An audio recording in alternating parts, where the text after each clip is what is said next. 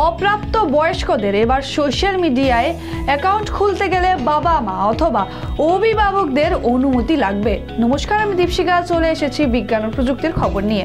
অপ্রাপ্ত বয়স্কদের এবার সোশ্যাল মিডিয়ায় অ্যাকাউন্ট খুলতে গেলে বাবা মা অথবা অভিভাবকের অনুমতি লাগবে। এই অনুমতি ছাড়া ছোটরা কেউ সোশ্যাল মিডিয়ায় অ্যাকাউন্ট বা মেল খুলতে পারবেন না। শুক্রবার কেন্দ্রীয় সরকার ডিজিটাল ব্যক্তিগত তথ্য সংরক্ষণের বিধির খসড়া প্রকাশ করেছে। তাতে এই কথা বলা হয়েছে, অ্যাকাউন্ট খোলার সময় অপ্রাপ্ত বয়স্কদের তথ্য সংগ্রহ করতে গেলে সমাজ মাধ্যম সংস্থাগুলিকে অভিভাবকের অনুমতি নিতে হবে।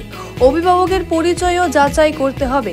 দেশের আইনের মধ্যে থেকে অভিভাবকের পরিচয় যাচাই করার বিষয়টি সংস্থাগুলিকে নির্ধারণ করতে হবে। অভিভাবকেরও বয়স যাচাই করতে হবে।